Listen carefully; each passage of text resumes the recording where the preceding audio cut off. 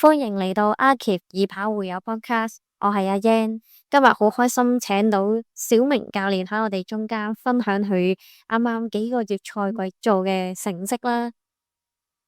係，大家好，我係小明啦。介紹下小明先，其實咧佢啱啱呢一個季度咧喺渣馬10公里嘅時候都做到一個好好嘅成績啦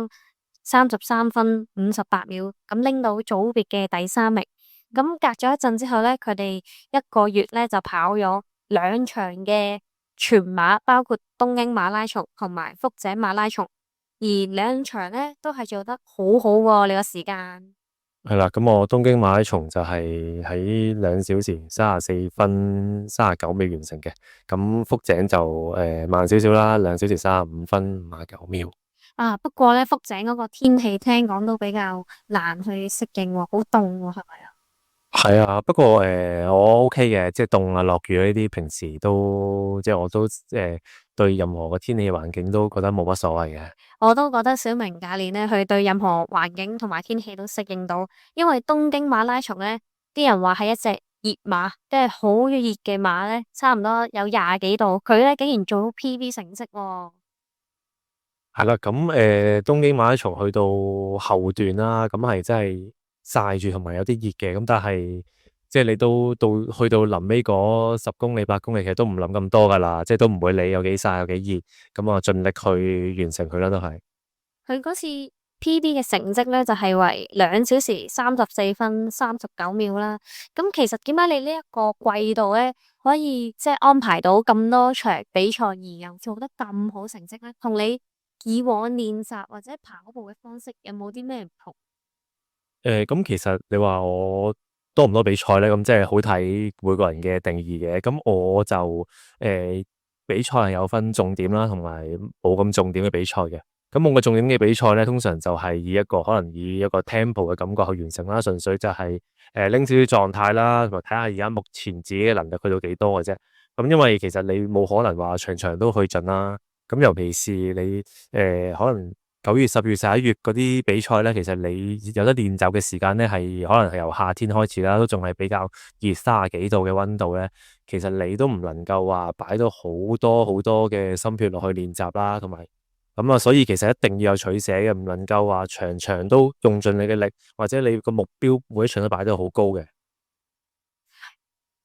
咁你喺安排呢幾場係咪你嘅重點賽事咧？包括10K 啦、東京全馬同埋福井全馬。咁其實我淨係擺東京全馬係一個重點賽事嘅啫。咁因為一嚟就點解爭話跑10K，純粹係即係唔想跑到咁多隻馬，咁就咁啊不如10K啦，簡簡單單跑完佢，又唔需要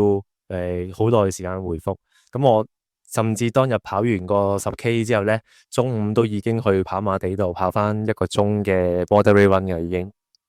哇！咁你真係唔小心用一個係咪比較容易嘅畸形，但又拎到獎喎？咁拎唔拎個獎其實都好睇，即係對手係咪咁啱跑10K 啦，即係一啲即係你尤其是知道渣馬有好多勁嘅人咧，都可能跑緊半馬或者全馬啦。咁啊，好彩地咧就即係先至拎到呢個組別第3名咯。哇！你同以往咧，其實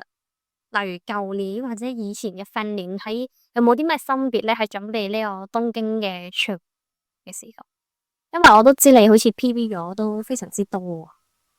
喎。係啊，咁本身嘅 PB 就係2023年嘅2小時38分幾啦。咁跟住就快咗4分幾鐘，即係我覺得都係一個幾理想嘅進步嚟嘅。咁一嚟就係其實即係我而家都39歲噶啦，咁即係個身體係你 feel 到同10年前啊5年前咧嗰個回復能力係差咗嘅，咁所以依一年其實更加會注重嗰個休息啦、恢復啦，咁同埋每一課嘅練習咧都係會留有餘地俾自己嘅。咁你可能好多人都會想知你每個禮拜其實你個訓練模式係點啦，或者你嗰個理數係點樣咧？可唔可以同下大家分享咧？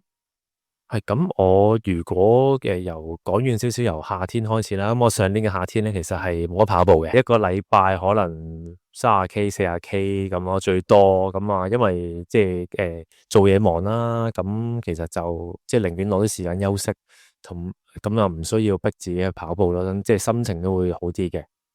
咁跟住去到真係開季啦，即係可能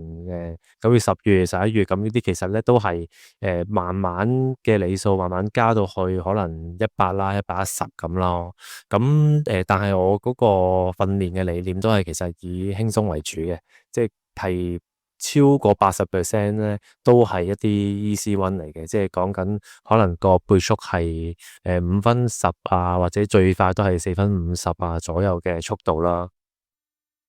不過每個人嘅 Easy Run 嘅速度咧都唔同，大家可以參考下小明嗰個Easy Run 嘅速度啦，因為佢全馬都比較快，但係對於我嚟講，可能5分幾已經好辛苦咁跑噶啦，咁大家可以再即係唔使跟足 Easy Run 呢個 pacing 去跑啊。係啦，咁其實即係我所講嘅 pacing 都係參考嘅啫，因為我即係如果再講得準確啲咧，其實咧我講緊係個 effort 啦，因為其實任何人即係講緊個 effort 去比較咧，就一定係個個都唔同噶啦，咁所以應該就係你喺譬如呢一個週期裏面，你自己用一個 effort 定義咗呢個呢個係 easy one。咁你就已經係足夠完成你嘅訓練啦，即係唔需要話點解你4分幾又叫 easy，我6分幾先叫 easy，即係呢啲大家都一定即係大部分人都明白，咁但係好多人都撇唔開呢樣嘢，即係譬如你同其他人一齊跑步，咁啊你係咁你當然一齊跑嘅同個速度噶啦，咁你當你譬如大師講跑緊6分正咁樣，咁你就已經開始喘氣啦，咁隔離嗰個仲喺度唱歌講緊笑，咁其實。即係個 pacing 就一樣，其實佢就 easy，你就唔 easy，咁結果其實就係你就未必練到嘢咯，變咗就係。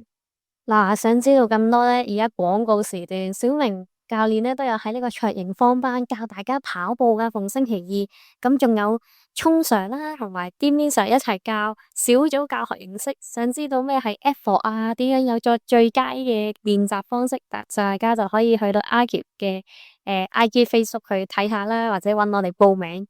咁我都想問下小明教練啦，其實咧好多跑手都會問，其實係咪10K 跑得好，半馬就一定跑得好，全馬就一定跑得好咧？因為見你嗰個比賽，例如你渣打啦10K，正去到全馬，你都好似嗰個發揮得非常之好啊！短短呢1-2個月，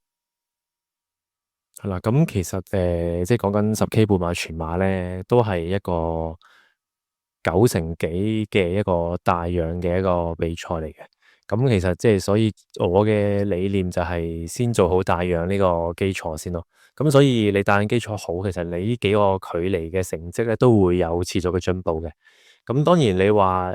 即係咪10K 勁就半馬勁全馬勁啦？咁啊，其實就冇一定嘅直接關係嘅，因為佢哋嗰個講緊係嗰個主項嗰個針對性係其實有唔同嘅。咁當然你練全馬嘅時候，如果你針對好多大樣啦嘅訓練咧，其實你個半馬10K 都一定會有一定嘅進步嘅。咁當然如果你話你個主項係10K 嘅話，咁當然你喺訓練裏面都要針對翻呢個比賽嘅強度啦。咁如果即係譬如你見有好多世界級好勁嘅人咧，你見到佢5K、10K 跑得好好，但係佢去全馬咧一樣可以爆偈嘅。咁即係當然好睇佢個訓練方向係咩啦，即係就唔代表話佢好打，佢全馬好打，其實唔係嘅，即係可能其實佢只係試一試玩，又或者其實佢都係一個學習嘅性質去跑咁樣咯。咁所以其實就唔需要話太介懷，我呢個唔得就嗰個距離都唔得。咁其實我個諗法就係主要你針對翻你個整體嗰個基礎能力係幾多啦。咁跟住你去到安排比賽嘅時候，你再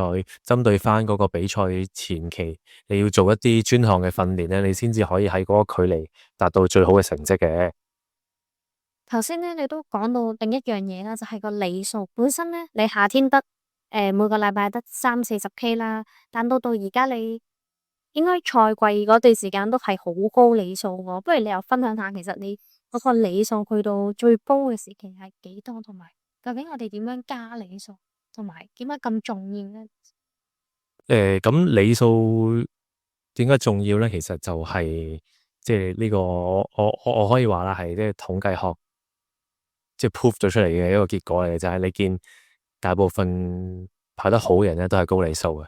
咁跟住咁其實咁個內裏嘅原因係咩？其實就係即係你講緊一個好長時間嘅一個比賽，講緊全馬2個幾鐘嘅比賽咧，你喺個訓練裏面咧，你一定令到個身體有足夠嘅刺激，你先可以有呢個進步嘅。咁即係好詳細，當然就唔喺度講啦。咁但係即係最基礎一個叫做大道理，就係練全馬一定要有里數啦。咁但係當然究竟幾多先叫多咧？即係你係咪講緊好似同世界紀錄保持者 Kiptum 咁樣跑緊200-300K 一個禮拜先叫夠咧？咁當然就唔係嘅。當然其實里數都因人而異嘅，即係唔係話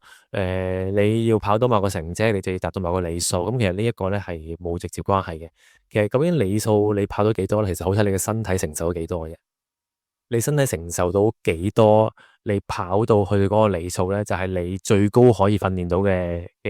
時間咯，只係。咁當然你個身體咧，其實係一路你要持續係進步啦，尤其是你嘅講緊係肌肉啦、筋腱啦、筋膜啦、關節啦、關節活動嘅幅度啦，呢啲嘢全部進步，你先可以 support 到你個身體可以推住高里數嘅。即係講咗咁多高里數，其實我嘅里數就唔係好高嘅啫。即係我最多個星期咧係130左右啦。咁其實都係得2個星期嘅啫。咁其他時間大部分都係跑110至120左右啦。每個禮拜係啦，係啦。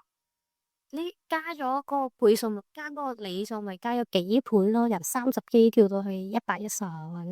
放高啲。你點樣加咧？喺咁短呢幾個月，夏天到到賽季。咁其實首先你要對自己嘅身體一定認識先啦，即係你要試過，你先知個里數係 work 唔 work 嘅。咁對我嚟講咧，要認到三個數字啊。第一個數字就係你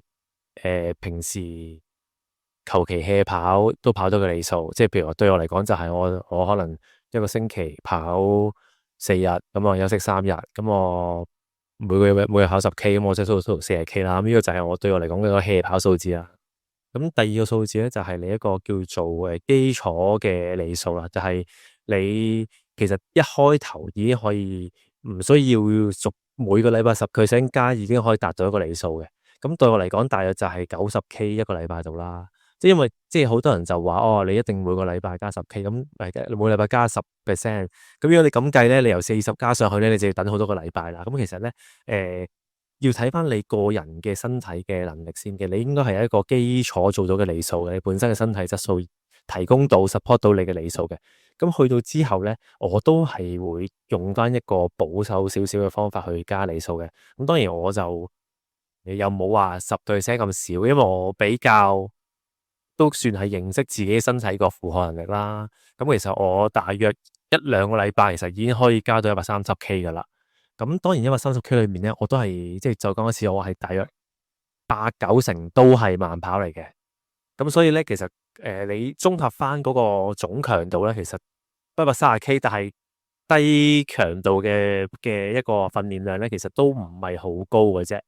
咁所以呢一個咧就係我叫做基礎期裏面最高嘅里數啦。咁我之後咧去到都係練一啲耐力啦，同埋全馬專項訓練嘅時候咧，其實我嘅里數係會減翻少少。咁但係入邊嘅速度啦，同埋強度係會加翻少少嘅。咁就即係其實平衡翻整個訓練嘅周期裏邊咧，其實我一路嘅 loading 其實都係差唔多，冇話特別一路加上去，一路加上去，因為我睇過，其實大部分跑手都有2款嘅里數嘅方法嘅，一係咧就一路加，即係可能2-3個禮拜又多5至10K，咁一路去咧，去到咧比賽前可能3-4周去到最高里數嘅。咁呢一個係其中一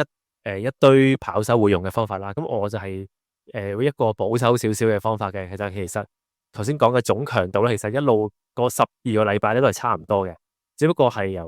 一個最低強度但係高里數咧，一路下降里數，但係個強度會增加。咁對呢個身體嘅風險就會最低咯。咁因為對我嚟講，練全馬最重要就係唔好傷咯，傷你就即係講咩都冇意思噶啦。其實小明教練咧，佢平時又好少傷啦，幾乎都冇乜點見過佢傷。雖然佢加咁多里數，同埋佢都真係好注重即係休息啦，所以佢其實即係一有可能有啲唔舒服啊，或者太攰咧，佢就會選擇唔即係嗰一個就可能跑少啲，或者個強度冇咁高。咁我都想問下咧，其實喺嗰個基礎訓練之中咧，其實你都好似好注重即係而家一啲 S&C 嘅嘢啦。其實我哋而家休季咧，係咪應該做多啲 S&C 或者好恒常咁樣去做咧？你又可唔可以介紹下？嗱，咁S&C 其實喺呢幾年咧，應該都比較開始多人認識噶啦。咁其實所有嘅運動專項咧，其實都需要有 S&C 嘅 support 嘅。咁係啦，S&C 其實全名就係 Strength and Conditioning 啦。即係其實好講，即係個 principle 就係講緊咦你個身體嘅質素啊。咁因為其實你即係跑步啊，或者其他運動，你點樣進步咧？其實就係你個身體要進步先得噶嘛。即係譬如好簡單，好多我要跑快啲，咁我係咪俾多啲力跑快啲，我就叫進步到咧？其實唔係啊，你應該講緊我用差唔多嘅力就已經跑快咗，咁樣先叫進步嘅。咁 S&C 其實就係 support 到你個身體嘅條件嘅提升啦。咁因為其實你講緊跑步係要喐噶嘛。即係唔係淨係你個心口跳，你個肺呼吸，咁你就會跑緊步噶嘛？你每一下嘅肌肉都要運用啦，你個身體同地面有接觸咧，要承受呢個衝擊啦。咁呢一啲嘢咧，其實就齋跑步係練唔到嘅，你一定要係有一啲肌肉嘅訓練啦。咁 S&C 其實就係講緊呢啲肌肉訓練嘅基礎嚟嘅。咁因為再提升上去咧，其實佢後面咧仲有一啲叫做functional training 啦，即係講緊真係針對嗰個運動項目嘅一啲肌肉練習嘅。即係譬如你可能有上網睇過有即係有台灣啊、香港啊，或者外國你有睇過大迫傑嗰啲片啊，或者英國 Mo Farah 嗰啲片啊，其實你都見佢哋會喺 gym room 做好多一啲同跑步動作有關嘅練習嘅。咁呢一啲其實就係即係而家最運動界最盛行嘅，就係你要喺個 gym room 裏面練好咗你個運動需要嘅一啲動作、一啲肌肉、一啲發力模式，你先至喺個運動裏面有一個明顯啲嘅進步咯。咁即係跑步當然亦都唔少得啦。咁即係都樂見呢一兩年開始，香港有好多唔同嘅運動啦，同埋跑步啦嘅人咧，都會開始加入呢啲訓練，提升到個表現嘅。咁你一個星期又會做幾多次呢啲 S&C 嘅訓練？咁我一個星期通常就會兩日落 gym room 啦，咁剩低會有3至4日咧，都會係喺屋企做嘅。因為其實有啲動作係好簡單，屋企都做到嘅。都係嘅，例如係咪即係例如有啲人腳膀嗰啲位比較弱，咁可能佢壓高下咁樣慢慢落，已經練到，都算唔算 S&C 咧？呢啲哦，其實都算㗎，即係你譬如最簡單，你見即係都唔係啲新嘢嚟，好多動作都，即係譬如你嗰啲講緊嘅toe walk 啊、heel walk 啊，其實你好多年前都已經見到有人，即係個人踢波啲人啊、打籃球啲人咧，已經係喺個樓梯邊嗰度做啊，即係摁趌下趌下咁樣咧，係啦。咁呢啲其實都係即係用緊你自身嘅重量咧去訓練某幾組特定嘅肌肉，其實都已經好足夠。做到呢個運動表現嘅提升啦，同埋減低呢個受傷機會嘅一個有效嘅方法嚟嘅。咁即係都唔係一定要去 gym room 做，算唔算咧？我可以話又啱又唔啱嘅。咁因為去 gym room 做咧，就係可以喺自身體重之外咧，再加體重落去嘅。因為有啲肌肉其實佢嗰個能力比較強噶，例如即係大家成日講嘅 hip 啦，你跑步用 hip 啦，個臀大肌其實個力量好強。如果你用自身肌肉咧，其實咧係你刺激唔到佢嗰個練習嘅。咁所以如果可以嘅話咧，最好就係有時間擺喺 gym room 度嘅。咁當然咧，你做得負重咧就一定要動作啱啦，先可以開始做啦。咁所以我覺得大部分人啦，一般人咧，其實你可以選擇用橡筋帶喺屋企做都 OK 嘅，因為橡筋帶其實都俾到一定嘅負重嚟嘅，咁亦都唔需要話去到唔一定去到 gym room 啦，要真係拎起 barbell 啦，加好多塊餅啦，先做到呢個練習嘅。咁各位跑手又可以試下喺喺屋企用下橡筋帶啊，或者做下一啲即係去專門做下 gym 去做下 S&C，提升自己嘅訓練同埋嗰個身體承受嗰個力量啦。啊，我都好想問你，其實咧，你有好多人咧，佢跑全馬嘅時間可能係2.5幾啦、2.4幾啦，但佢有一個樽頸位就係好難跳到去2.3幾，你又有咩即係分享俾呢一班棘咗喺樽頸位嘅跑手咧？其實我覺得最大嘅關鍵係心態，即係你大部分人遇到樽頸嘅時候，佢面對嘅唔係訓練嘅唔啱啦，唔係比賽嘅發揮唔啱啦，係佢嘅心態。一嚟就係佢唔敢改變啦，第一樣嘢就係，因為大部分人都選擇留喺啲自己覺得自己啱嘅訓練裏面，其實就唔會去試一啲新嘅嘢。咁當然我唔係話哦，你將所有嘢改晒就一定最好。咁但係你一定要喺每一次比賽、每一次練習裏面，你要揾到你弱點喺邊度，你爭啲乜嘢，就要去針對嗰樣嘢去再練，就唔係話我做一樣嘢，我覺得我做得好好，我再做多啲就搞掂噶啦。即係呢一個就係第一件事，你要不斷去質疑自己嘅嘢啱唔啱。所以呢個即係你知人其實好唔會質疑自己噶嘛，大部分時間都你只有質疑人哋嘅啫嘛。但係如果你冇呢個咁嘅諗法咧，你係好難揾到自己弱點喺邊嘅。你只係會沉醉喺自己嘅 comfort zone 啦。我覺得我呢個成功方程式咧，一路每今年練完咧又快5分鐘，下年又快5分鐘，一路用呢個模式就直到永遠噶啦。咁但係永遠又其實唔係咁嘅個訓練裏面，你一定係有唔同嘅時期，你會針對唔同嘅弱點去訓練，你先至可以刺激到身體唔同嘅進步，咁先至可以持續突破到你之前可能1年、2年、3年都過唔到樽頸位嘅。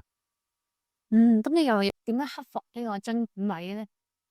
咧？咁其實我覺得我心態係非常好嘅，即係我係讚下自己先。因為第一件事咧，其實我第一件事我學識唔追時間呢件事嘅，即係你所謂嘅進步就係大家可能望住一個框框要突破佢啦，或者望住一埲牆你要穿過去啦。咁但係其實咧，我就唔會睇即係咁實在嘅嘢，我只係會諗咦，我練習就係為進步嘅啫，係啦。我進步，我唔知道進步幾多嘅，我咪喺度練咯。咁但係如果你一路望住一個時間，我一個 target pacing 去做咧，一嚟你俾自己嘅壓力會大啦，二嚟就係你就會俾一個時間限制自己嘅嘢。你可能我不斷就望住個 target pacing 去練，我只要用呢個速度跑，今次跑10K，下次跑20K，再後次就跑30K，咁我全馬就搞掂啦。咁但係即係大部分人可能試過都知，其實呢件事唔 work 嘅。即係好多人可能喺渣馬嘗試跑13，即係你叫佢可能跑個長課跑30K，佢跑到13嘅 pacing 啊，4:15:1K 啊，但係佢去到比賽就係始終都係發揮唔到咯。咁一嚟就係即係好講你個練習啱唔啱自己啦。即係所以其實我冇話冇一套練習一定啱嘅，其實套練習都啱，只不過係啱唔啱自己嘅啫。你就係要喺每一個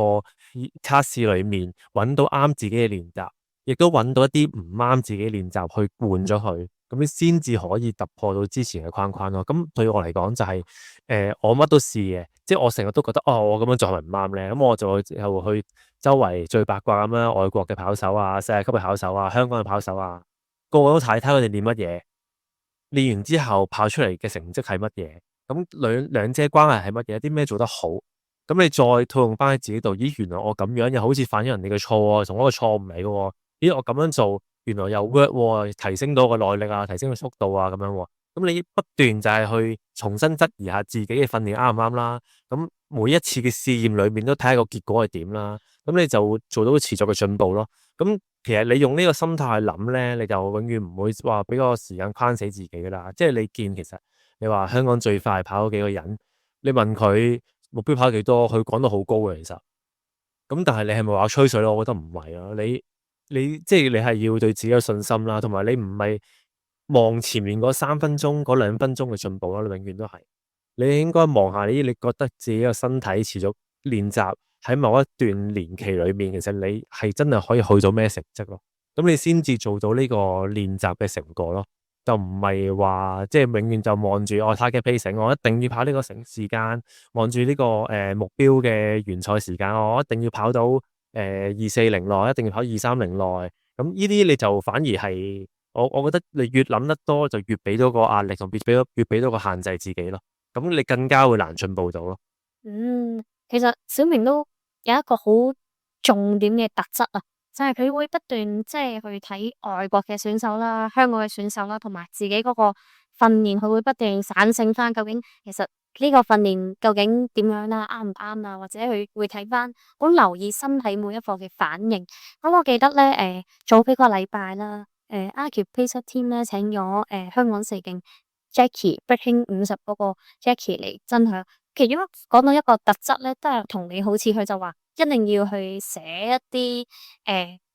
關於日記啊，即係關於嗰個訓練，其實究竟有咩反省啊，有咩即係要做得更加好，有啲咩要係比較弱要針對啦。咁其實我覺得好似好多跑得叻嘅跑手，或者佢哋去到某一個水平嘅跑手，佢哋嗰個訓練嗰個方式咧，係好多 design 嘅思考同埋能力啦。咁我都好鼓勵各位就係不妨我哋又學下佢哋呢啲跑手嘅特質。原來其實我哋唔係淨係追住嗰個 pacing 去跑啦，而係留意一啲好細微嘅嘢咧。嗰啲就係可能進步嘅地方。咁今日都好開心，即係邀請到小明教練去講咗咁多嘢俾大家聽啦，即係袋咗好多錢落我個袋度啊！咁下一集我哋就再揾其他嘅跑手一齊嚟分享下。咁祝大家呢一個跑季休季嘅時候咧，都可以揾到啱你嘅訓練方式啦，同埋針對翻你嘅弱項咧去做訓練。下一個比賽就 PV，好，咁就多謝晒，拜拜。係。